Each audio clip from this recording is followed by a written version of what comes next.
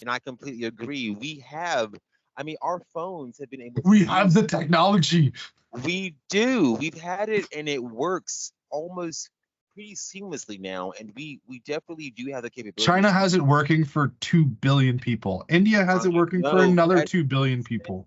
I mean, we have everybody in India work has like $100 cell phone that's capable of tap to pay. Yet I pretty much can't, like, Wendy's can't do tap to pay here in the US. Like, come on. because if we put tap to pay in Wendy's, then Arnold Schwarzenegger will come back and try to kill some random little white boy. I don't know. I guess like Hello and welcome to the Vertical Bar Podcast. I'm Jared, your tech loving co host who loves building drones, computers, and businesses. and I'm Marcus, your other co-host. Together, we're on a mission to explore, share, and demystify the world of technology. From our own company, Vertical Bar Media, to the wider tech universe, we're here to delve into all things digital. But enough about us. What's on the topic list for today, Marcus? Well, in this week, it seems like for tech, we have topic one, two, three, and four. I don't see where we put any topics in here. Yeah, so I had posted these in the I just posted some of the ones that I thought were interesting in Okay. the comments of the channel post for this podcast. So the topics that I got are AI images titled Boring American Photos, Okay. photojournalism. I don't know if you've seen this, but it's absolutely hilarious. It's just, instead of taking AI and like making, some grandiose like fantasy sci-fi setting, somebody pointed it and made it make boring images of like just this kind of dystopian nightmare that we already live in, where dimly lit conference rooms, there's like happy birthday, right? And it's absolutely incredible because when you start diving into these images, it's the absurdity in them is just astronomical. Like the things that the AI decided to put on the table for a birthday present, and like it's incredible kind of stuff. Also, I wanted to do a plug for Microsoft Learn. I always love Microsoft's um, Microsoft.learn.com or learn.microsoft.com, and they have thousands of courses on every product that Microsoft offers. And I think that was Dan put up a topic about a man taking a selfie with a plane bomber. Did you I hear about this? A plane hijacker? I I read that right before we got on. That's a very interesting story. Yeah, the absurdity. Like, yeah, okay, get a selfie with like a celebrity, but like with terrorists? Like, what? Yeah, like how could you do that in that Yeah, specific it's like, moment? oh, this guy's gonna Oh hijack our God, plane. Hey, let's grab a I selfie right know. quick. Oh, I want to remember this moment forever. It's like that's something that people say they would do, but when you actually get in the heat of the moment, you would probably have trouble like actually doing it. But apparently, he said that he did it in order to make sure that like authorities could, could get a Could better look. identify him. I mean, that kind Yes, of makes sense, and it's just hilarious that it's just it's absurd, is what it is. It's absolutely absurd that. it is. It's just yeah, it's insane.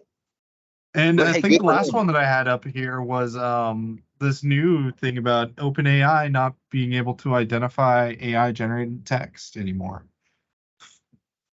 Shit. Well, that's good. That means that the AI model. Well, okay, I guess I'll save that until it's time to actually talk about it. But yeah.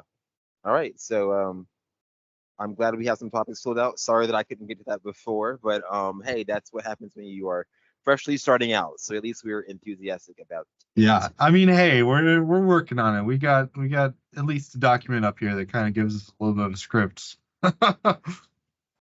Hey, so do you want to go over our I'm sorry. I think we usually go over the progress on the business usually before we dive into the topics. Yeah, yeah. You want to give me some updates on numbers and views on stuff? I am actually going to pull up my YouTube and I can tell you some other interesting information about the YouTube videos that we put out. Hell yeah. That would be fucking awesome. So I think YouTubes.com. so on Facebook we had 3 likes. We Wow. You mean my 3 likes or me and Dan and you? I think it was us three and that's it, right? I think that was it. but we are getting some. We're getting some traffic. I sent out invites for some people. We are now at 8 followers and 1 Instagram follower. That's awesome. Wow, very Dude, nice. that's more than double than what we had. Yeah. I mean, there's definitely some growth in here. I'm looking at our YouTube Studio account. Um, so far, wow, some of the gaming videos I've got are over 300 views, a couple comments. We That's have awesome. every video has 100% like ratio. That's Um, good, dude. Hell yeah. so there's we have no dislikes. That's cool. That's good. We still have a bunch of unlisted videos that we haven't popped up, but we're gonna get ready for some promotion on those coming in next week. So yeah, it's something that yeah, we're also gonna look at moving our Friday afternoon meeting to Monday. Okay. Do you have a schedule kind of available for what time frame you think that would work for you? So I'm usually freer on Fridays versus Monday, but I guess we'll talk about it. Like the schedule that we have now actually does work for me. Okay. Yeah, Oh because wait, me and Darren want to kind of align our weeks a little bit better with what you are capable of doing too, because we don't yeah, want to no, oversaturate you on stuff. Um, but like we have about 6 videos that we're ready to upload, but we still need better titles and descriptions, and then obviously the social media plan that falls with that, how that integrates into your weekly posts and stuff like that. And that's something that we'll need to either discuss on Friday, for the next upcoming week, or find another time for that. okay. Hey, I should be able to work some things out to get Mondays more available, but for this next week, let's do Friday still, and then the following week we could possibly switch to Monday. But I do want to go over some more data from LinkedIn. Yeah, let's hear some I'm LinkedIn looking data. at I'm looking at the analytics for the page on LinkedIn, and we have, let's see. All right, sorry, I was scrolling too fast. We have 218% more impressions than we did last time. Our engagement rate is up 1,840%. Wow. We have 15 followers on LinkedIn. Wow. So we're actually more popular on LinkedIn than Facebook. So he's like, I'm gonna And focus on I LinkedIn. mean, that just kind of comes down to demographic, honestly. Like people that are Yeah, on LinkedIn are going to be more technical. They're going to want more technical oriented news. exactly. Yeah, what is awesome is funny because like I feel like LinkedIn has kind of taken over Facebook for my life, but because we're trying to market this project so much, that's really why I'm on Facebook. I'm only on Facebook to talk about technology. Like that's really Yeah, it. Like it's no longer my personal life. yeah, and I have that hurdle to overcome too, and I've seen it in on LTT and other channels. Like Twitter is not how they are reaching new customers, like, or how they're reaching new clients. Like Twitter, Facebook, like those social media sites are not it. Like most of that Yeah, stuff is just viral sharing. Like, you know, you make the good content and the content distributes itself essentially.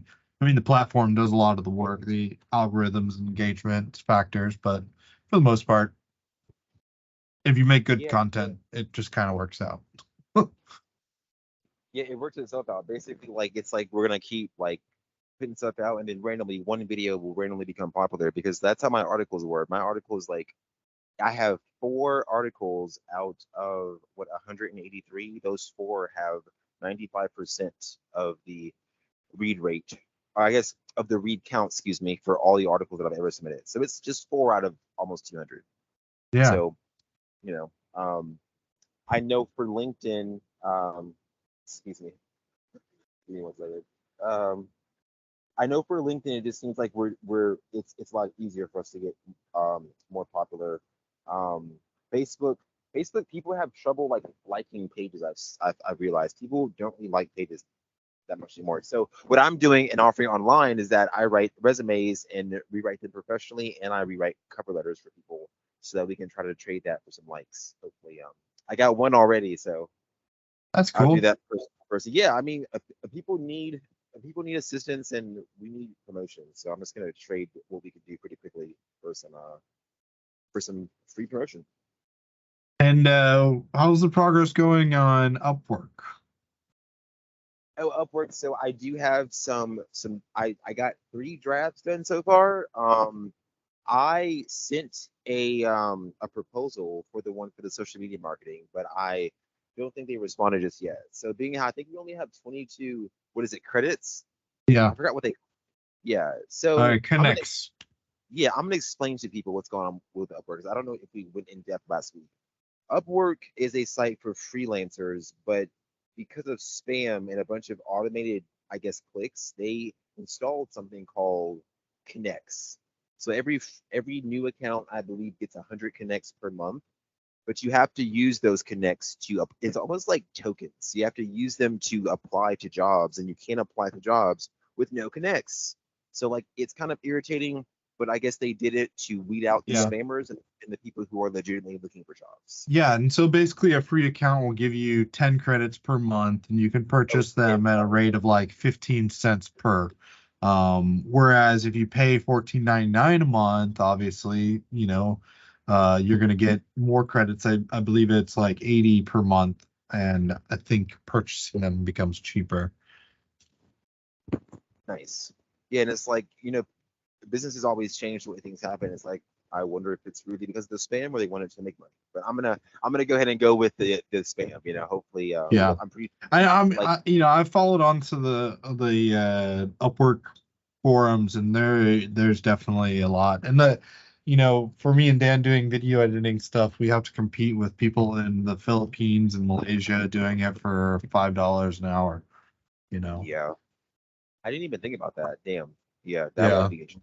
I'm pretty sure you guys have Yeah, because I mean, if you go on there to purchase like YouTube likes or stuff, basically you're just purchasing likes from a farm in India, like a like farm. I don't know if you've ever seen those, but they literally just have like 30 phones in front of them and they just go through links. Kind of like what we do, where we send the links to the team chat and then me and you like them and stuff. Oh, gotcha. But it's And then like you 1,000 people in a sweat factory. interesting. Yeah, that's I don't know. Like that would be a shitty job, but like I really hope they get paid, and I really hope that like um that I was gonna relate to something. Um, yeah, sorry, I just I blanked out. Yeah, no, but that sucks that you guys had to compete with them though. Like that's horrible Yeah. because I'm pretty sure you guys have much better work, but a lot of places hiring freelancers sometimes it's really just about the money, and that sucks. But Upwork seems to be very reputable, so I'm Yeah, glad they we definitely are trying, and I can respect that. yeah, I for would like sure. to upgrade their plans, but first I want to have some contracts from them. I want to have some reliability in getting work from them before I start committing resources to that. Okay, so yeah, so I'm excited that we're working on the proposals to submit for these freelance positions. I know one of the most important parts about starting a company business or project is a document creation. We need to be able to make a lot of templates. We need to have a lot of planning and a lot of organization when it comes to the day-to-day workflows. So, just uploading a document for general purposes and then copying and pasting it or uploading it and changing over is a very effective system. And I appreciate you for um for getting us on that track. Yeah, thanks. It's really it's simultaneously not that hard to do, and like probably the hardest thing that most people will have to do. Right. Just to come up with this documentation, and it really is like very procedural in nature. I mean, if a business wants to come up with a business plan, there are a million templates out there. I mean, fuck, you can go to Barnes and Noble and purchase how to make a business plan for dummies, and they will have the steps. They'll have the steps in order to do it, but that's not the hardest part. The hardest part is actually like tailoring it to fit your organization and your needs. Right. And like once it gets past that stage of where you're like kind of just scared of having to write pages and pages of documentation, Yep. It gets really easy, and AI has just made it even more easy. Which is a great segue to our first topic, right? Yes. Hey, wait. I do want to say one more thing, and then we'll get to our first topic. All right. Yeah, go ahead. Sorry. We need to talk about the Medium publication. We started a Oh, publication yes, on please. medium.com. So like Yeah, it was a fairly easy thing to do, but now whenever we post articles, it's all linked to the Vertical Bar Media publication. So that has been shared on Facebook and it will be shared on all. It's also been shared on LinkedIn as well. So if you go to Vertical Bar Media on Facebook or LinkedIn, the link to the publication is should be one of the most recent shares. awesome. Yeah, And what does the publication for Medium actually mean? Like, are we creating our, I mean, what does it mean? Yeah. it essentially means that whenever you click on one of the articles that has been written for Vertical Art Media, it'll actually show the name. It'll say, blah blah blah wrote it. Marcus Spencer wrote this in Medium, like in verticalbarmedia.com. So it's not just like a personal page; it's more like a business or company focused page. Also, it means that we can essentially now we are tech news editors, so we can like get other writers to write for us, and it's all up under the Vertical Bar Media umbrella. So like, I mean, obviously right now we're not spending any money, so like it would all be like freelance work and just for fun or just to build like if to build my portfolio, I wrote on medium.com and I wrote for a couple of publications. Three of them I wrote for got my articles viewed like 9,000 times each. How I was explaining earlier how most of my views are from 95%. I'm sorry, 95% or 95% of my views are from 4 articles. It was because I wrote for a publication. So it's just a great way to promote other writers and promote our project as well at the same time. That's awesome. Yeah, that's exciting. So this is kind of like essentially our own personal like website, right? Like, Yeah. Yes, we can. There's a way to get your own domain on medium.com. That way you can like design it yourself. Right now, I'm just using the basic Medium template. But yes, it basically is access to our own website through Medium. Essentially, yes. wow. Yeah. So, but we don't have to take that route. It's up to us if we want to just use it for writing, or I'm sorry, if we want to use it via Medium, or if we want to have our own identity. Uh, Yeah, I think that's something that we so, can look forward into the yeah, future with, but not necessarily, it doesn't have to be on the table right now. yeah, no, that's yeah. It's basically just there as a placeholder for the future. Like I know we'll get big, and when we start adding more people and we start getting more opinions in on the podcast or online. It's just good to have it there. So this is it's a sleeper agent. Awesome. Yeah, All right. that's it. So our first topic here, it kind of just blends in with one of the other topics, but AI, man. Yeah, I kind of wanted to talk about with when we started this, me and you were both pretty on board with just using AI for a lot of stuff. And yes, not necessarily, making AI do the stuff for us, but to use it as the tool that it has been, right? That it is. It's not some kind of miracle catch-all. It is a tool, right? Hammer still hits nails, but it's not very good at driving screws. They all have their purposes. And I wanted to see what your experience has been over the past month or two since this like revolution of AI. my experience has been fairly positive. I do use Google Bard a lot. I barely use ChatGPT. Um, I do think that Google was a little bit more prepared for this than most people think. People think that they rushed into it, and it seems like they they had a pretty basic thing ready, and then it's been upgraded since IO 2023. It is not a good fact checker. I'll give you that. It's great for making templates. Give me 1 second. I keep hearing a ding in the background. Okay, sorry. I'm not. Yeah, I'm sorry. I'm gonna repeat that. I'm sorry. Let me turn on Do Not Disturb. Yeah, so for me, I've mostly been using Google Bard for the entire AI experience. I know a lot of people said that Google wasn't really ready for the AI race, but I do think they had always had something planned. I do think they were very successful with Google Assistant. Out of all the assistants, it was the best one, and I do think that they definitely had more data and more information ready. After Microsoft obviously gave us ChatGPT on, I'm sorry, AI with ChatGPT on February 7th. It's definitely not a good fact checker, I would say. It doesn't always get the information right. I know it's taking a basically like a screenshot of multiple different sources at one time. Um, what I like about Bard is that it doesn't plagiarize at all. So it's not ever taking an opinion or something from someone and stealing it. It's adding in its own information to mix it up a little bit. So it's very original. At the same time, I don't use it to write articles. I use it as a text I use it as a grammar checker and a tone corrector. So it can make things sound more assertive. It can make things sound more professional, more creative, more casual. It can make posts for social media or tweak the way that things are said, but I don't trust it to just write an article based off like one prompt. So So it seems I like think it's you're cool. mostly using AI on the tail end of procedural work, right? As a co-pilot, pretty much the way that Well, no, Microsoft. it sounds kind of like you're using it more on the tail end, right? Like cleaning up your documents, making them look better, setting the tone, like Yes. you're starting the process and then bringing AI into the fold, right? Pretty much, yeah. It doesn't give me the ideas. I give it the idea.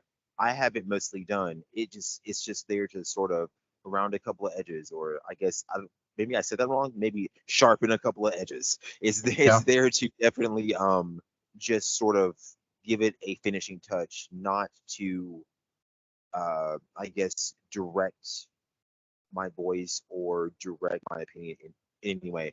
And it's a great template maker. I think I know there's been a lot of hate for AI, but for businesses that are starting up who can't afford to hire full teams to do all this office work, I mean, for me, I think of it from the perspective of people who don't have much money right now. So yeah, I love the AI race. I love the competition in it. I love its capabilities for I mean, for people who want to get their ideas off the ground. That's all very good points. Very great stuff. It's so strange to me because I see what you write and I see the stuff that you pull up and I see what influences Bard brings into it.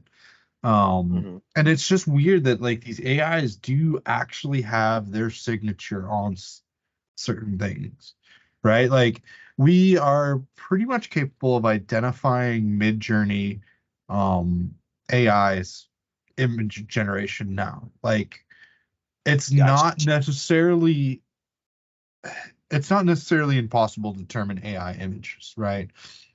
Right. It's hard and and it's and it but it's not impossible. But I think that we're getting to a point where we're actually saturating the data set essentially. Like before OpenAI released ChatGPT on the world, we essentially had a completely clean data set, right? It had no influence from AI out in the outside world, training it on like Reddit conversations, right? Like real individuals conversating. It wasn't necessarily two AIs talking with each other and then sort of scraping the data from what they said. But now I think that the I think that everything that comes after this is going to have some kind of inflection from AI into it. It's going to have some kind of elements of AI. And it's going to be all these different AIs like Bard and ChatGPT and Midjourney. The article that I'd actually posted here for us to talk about was AI images titled Boring American Photorealism goes viral on Reddit. And it's essentially somebody used Midjourney, but instead of creating like fantasy sci-fi novel backgrounds, they Hmm. made like people sitting in an office working at MacBooks and stuff.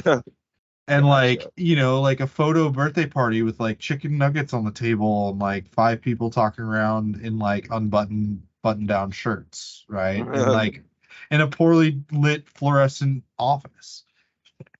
And it's incredible because if you look at these images, the links in the document, it's the more that you look at these images, the more absurd they are. Like you start looking, it's like, okay, well, people's hands are missing. Like, okay, yeah, their faces, their eyes aren't really matching up. Like, the table full of chicken tenders in this first image is literally just like there's Table five full people in a room. Why is there like 7,000 chicken nuggets kind of stuff? Like the balloons, like strings that lead to nowhere kind of stuff. It's That's so funny. it's just hilarious. Like these AIs are going to get better at producing this stuff, but at the same time, like they don't know what they're creating. Midjourney has no idea what it's like to work in an office, right? They can create that scene, but like the AIs don't actually know this stuff. And like I think I remember reading a tweet recently. I don't know who it's by. I hate to just like throw out an unquoted tweet. But people were complaining about ChatGPT or Bard or Microsoft's Copilot decreasing its like intelligence over time, right? To like limit it. Well, the tweet was just like, well, maybe you're just noticing the limitations of the software now, and like nothing's changed.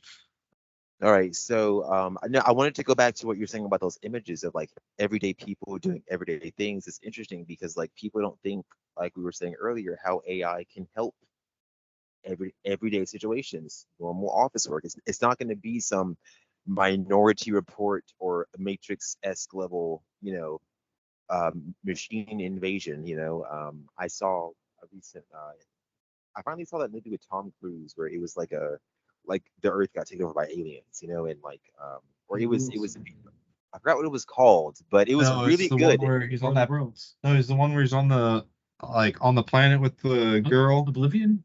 Yeah, Yes, Oblivion. yes, Oblivion. Yes, I finally saw that. I saw that, and even though I think Morgan Freeman sort of ruined it at the end, I do think that most of the movie was good. And I don't, I know we talked about this. We talked about this last week. Excuse me. Um, I more so see the everyday situation thing, not the sci-fi. Whenever I see AI, that's down the line. If that happens, but it's everything will. What's up? We're just going through some of these photojournalism pictures while you're talking. It's just Oh, fucking cool, hilarious. awesome. Like, Hell yeah. uh, Have yeah, they? you really So have to look at these because like it's just mind-boggling that these are just completely fabricated images. It's not like somebody literally took this photo of their and grandma, like or a burnt Yeah. turkey. Like one of them's like a burnt Thanksgiving dinner. It's like somebody literally took that with a crappy cell phone, and it's absolutely hilarious. It's been generated by AI, and like, what's next? Yeah. We were all concerned about like deep fakes, right? And like, Right. some president being assassinated, and it's not really happening or whatever. Like that's Right. all entirely possible, but like we're looking at chickens that have been like fried, but it's not real. Exactly right. No, things have been they're not as extreme as we think so. And if it does get to the point where we can't tell that presidents are dying, that's why I want to start this media company because I want to have a voice in a world like that if things go down like that. If not, I still want to have it. So, yeah. Let's talk about detection a little bit because how you were talking about detection, how it's becoming difficult for AI to detect its own self. Yeah, what does this mean for universities? I mean, I've heard so many stories recently about Right, universities that would like fail an entire class because ChatGPT told them that it wrote their right essays for them. Now, right. as far as I'm concerned, ChatGPT doesn't have any kind of ability to one return to its conversations, which has actually been a major problem in my use of um ChatGPT. Like I want it to be able to like read the conversation that I just had with it and then return something from it. But that's not the way that predictive text models work, like large language models like ChatGPT. You input information into it, and it tries to complete the information that you sent to it. So it's not necessarily looking back and seeing what information it's produced in a previous response.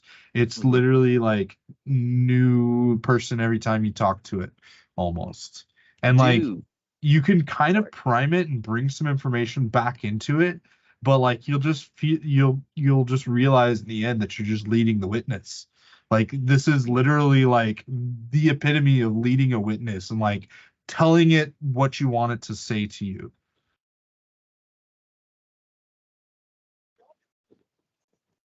Hey, so that's one thing that Google I think did a little bit better than some of its competitors. Whenever the assistant software came out, Marcus Brownlee did a video a couple of months to maybe last year stating that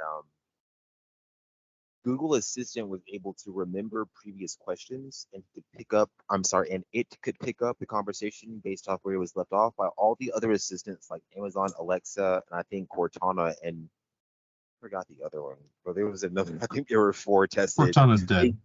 I know, and I miss it. I thought Cortana was better than Google Assistant, but according to Marcus Brownlee, I think the assistant is Google's Assistant is better.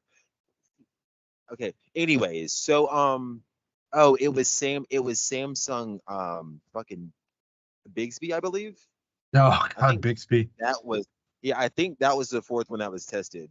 That was one of the first ones to be killed. I think Bigsby's also dead. They no longer include the physical button on the new Samsung phones for Bixby. But anyway, so I think Google is a little bit better about using their previously acquired or previously worked on, I guess, software enhancements for you to be able to have a conversation and be able to return back to it. Yeah, I don't have that much experience with Bard, and Yeah. it's it's kind of interesting because when you did those proposals um for Upwork, I could tell that they were not done with ChatGPT because the way that ChatGPT would have written most of that stuff, Mhm. it just felt I don't know, it felt more in line with what I wanted it to actually do. Mhm. And Bard seemed to kind of just like give me the bare minimum. Gotcha. Well, I could have used the wrong prompt. I think I only used write this as if it's professional. I could have used um more descriptive wording to describe Oh yeah. what I wanted because like I got used to use so basically Grammarly is what I kind of have you heard of Grammarly before? Yeah. Yeah, like it's Who accepted hasn't heard like of Grammarly? that. See, that's what I'm saying. Grammarly has been accepted this entire time, but now that AI is here, that's apparently doing like the same thing that Grammarly does, which is correcting tone. The writers are all freaking out, and they're like, "Oh, it's going to replace writers." And it's like, didn't Grammarly already replace writers? So like, why are you No, upset? I don't know. Grammarly replaced the editors. But there's still editors. Well, yeah, because Grammarly basically can like it can rewrite stuff, but I don't think there was like mass layoffs for editors. I think all of them still kept their jobs. I don't know. Yeah. Anyways, I mean, I don't think it directly affected anything, but the written media industry has been so far behind for so long that it's weird because like I mean, it just goes back to the whole Threads, Instagram, Facebook discussion. Like those are three different. I don't really know what to describe them, right? The social media, that's so so dated in what that actually is because these are like I don't know, Facebook, like the way that Meta is trying to work on doing the virtual reality stuff, like uh, these literally could become virtual places like that have right. marketplaces built into them. It's like video Exactly. game-esque, like, oh, I need to go over to the market, I need to go do some stuff over here and like, Right. whatever. And it man, you remember Futurama, that show? Yeah, I Did do. you ever watch the episode where they go to surf the internet? No, I didn't.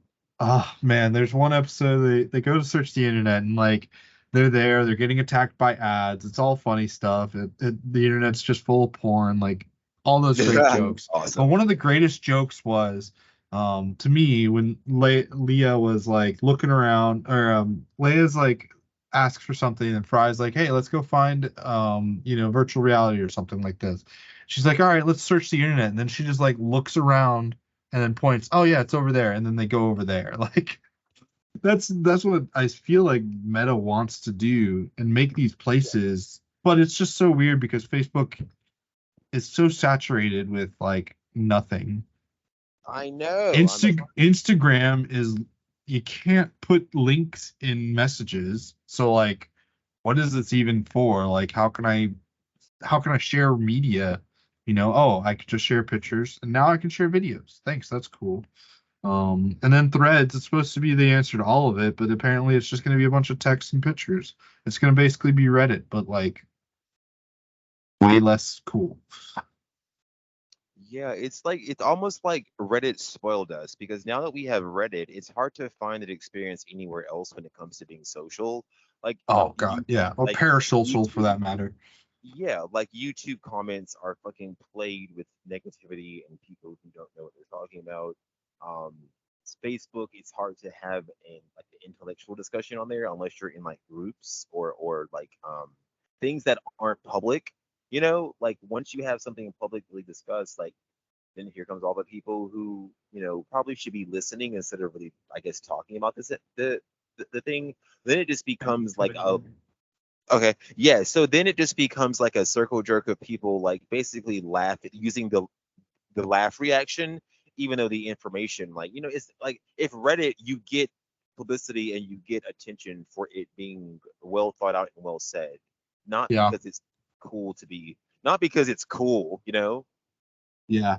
And Like, and some of this, it's like some of this, the problem is leading itself down this path, right? Like hmm, it's statistically proven that people engage with video content that's in short form, right? got It's if it's less than 5 seconds, people will click on it. If it doesn't have audio, if it has text, people will click on it and they'll look for more of that kind of stuff because they want to go through their speed faster, right. essentially. And like that's what most of these algorithms are dr- built to do, is to drive engagement, and the engagement is showing that people are engaging with this content more, I right? know.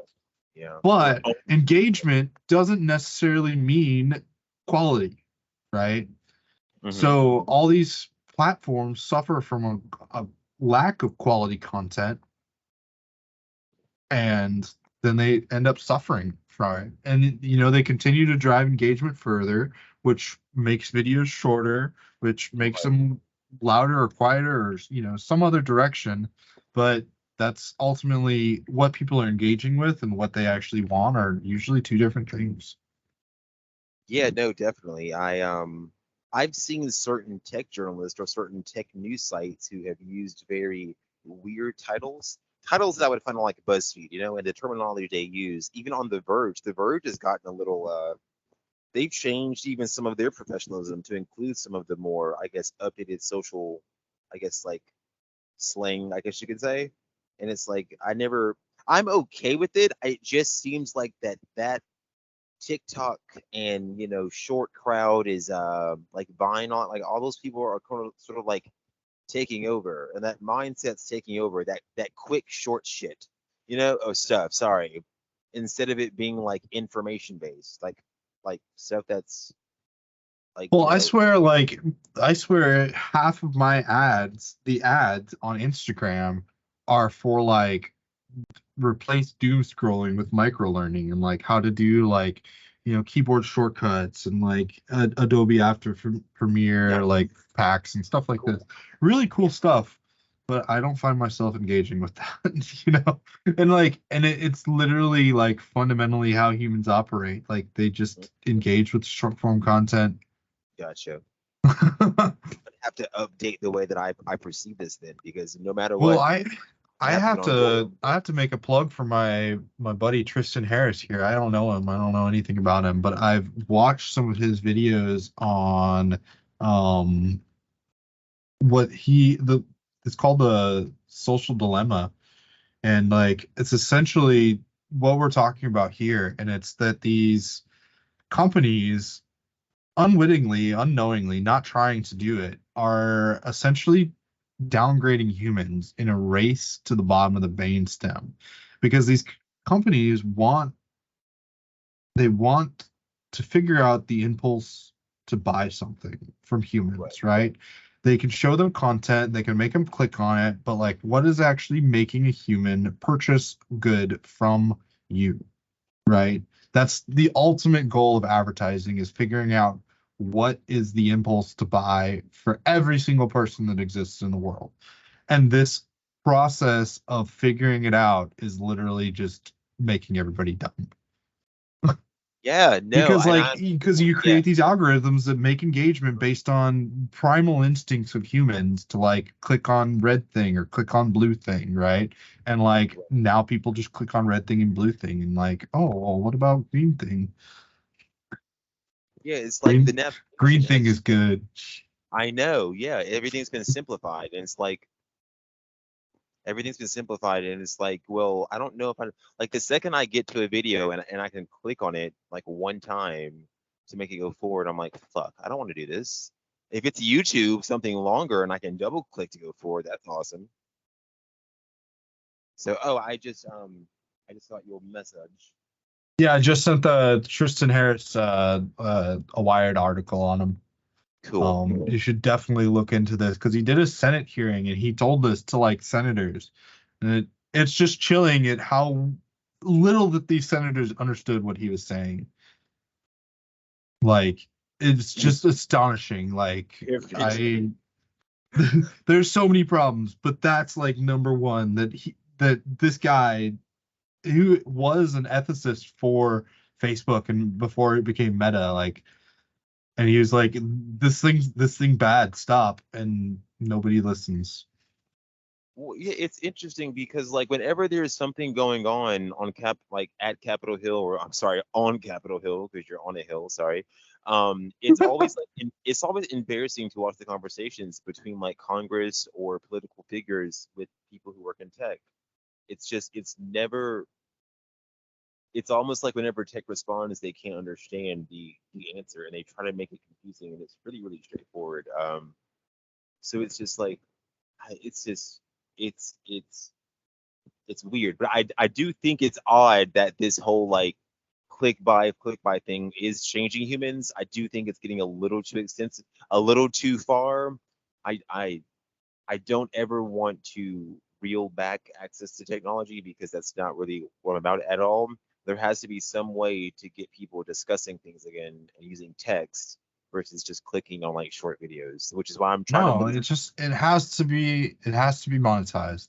That's the only way Yeah, that, see, like, the reason that Reddit still exists is because it can be monetized. right. Yeah, Something like that just doesn't exist right. otherwise. And that's the sad Exactly. No, part of it. And I do have some solutions for this, but nobody's gonna like them. I think the easiest solution is to create two internets, dude, right? And China already has it, and whatever. I understand the drawbacks to it, but if you just allow people to have free and open access to both, then that's what it is. Like, yeah, if people use the government access network and like try to look up how to make bombs, like expect the FBI to show up. right. Do that on the Exactly. open internet, maybe not so much. Like they might still be looking Gotcha. for you, but like do whatever you want out there. Like on the government internet, dude, let me vote online. Like Hmm. that's completely possible. I can log into my work email from literally anywhere in the world, but like I can't vote on the Yeah, internet. I Like, know. That's so weird. It's so weird. I feel like there's been a lot of that's where the disconnect is. We should be voting by the internet by now. We yeah, and know I how mean, the companies like we know Estonia have figured that out. They're much we know smaller, how but like, security works, right? Like we know how this stuff works. So like how is it not ready yet for us to be able to handle an election? oh Like yeah, just because no, people don't don't under even don't even get me started on this. I visited China like 7 years ago, Mhm. and everything is tap to pay. They use an app there called WeChat, and like this is what Elon Musk wants. Elon Musk wants the new X app to be the everything app, right? To be able to do all this. Dude, WeChat's been doing it for 20 years. And you can do payments through it. I can send and Yeah. sell stuff. I can send messages, videos, voice calls. I can do text messages. I can do like transcription messages. You can have your own websites and portals and like obviously payment stuff, tap to pay, all that stuff. That's like the cornerstone of like anything to do in China is like access to the government internet and the ability to pay with their phone. Yeah, like it's funny And because like they just share their QR codes. Like they literally yeah, just print them out and it's like, hey, this is me. Follow me on this one. And like yeah. just scan it. Like I don't have to type in anything. Why am I still doing that in the United States? Why do I have to type an @ handle to get somebody? Like give me a QR code. Well, it's because they Sorry. have to do things. No, you're fine, and I completely agree. I mean, our phones have been able to We do. have the technology. We do. We've had it, and it works almost pretty seamlessly now. And we definitely do have the capabilities China to has it working for 2 billion people. India has it working for know another that's 2 billion people. I mean, we have everybody in India has like $100 cell phone that's capable of tap to pay. Yet I pretty much can't, like, Wendy's can't do tap to pay here in the US. Like, come on. because if we put tap to pay in Wendy's, then Arnold Schwarzenegger will come back and try to kill some random little white boy. I don't know. I guess like I don't know. I don't know why Skynet people. reference. I just don't know. It's just I realized when it comes to marketing and the implementation of new things like these tech companies, they're taking a very like they're taking a very slow approach to introduce things one by one and to make sure things look user friendly and not like overly complex. Because I realized like with Cortana was awesome, but I guess Cortana was like just too techy, and now Cortana's gone. I guess she wasn't friendly enough, you know. Yeah. Microsoft screwed Now up. Microsoft, no, they didn't. I'm gonna go ahead and call it because we Okay, can't sit on here for another 2 hours and talk about sorry. Microsoft bad. Okay, we can save it for next time. Okay. Well, that's all the time we have today for the Vertical Bar podcast. As always, it's been a blast exploring technology with all of you. Indeed, it has, Jared. And remember, folks, if you want to learn more about the topics we discuss, check out the description with links to our social media profiles. Also, don't forget to like and subscribe to the podcast for more tech adventures. Absolutely, Marcus. And we'd love to hear from you. Reach out for questions, ideas, or just to say hi. We're on all social media platforms. It's Vertical Bar Media, and everything will be included in the description down below. Until next time, keep exploring, keep learning, and remember the only constant is technology is change. You still no. So What? close. So close. Okay, I Oh, like that. in technology is change. Gotcha. Yeah.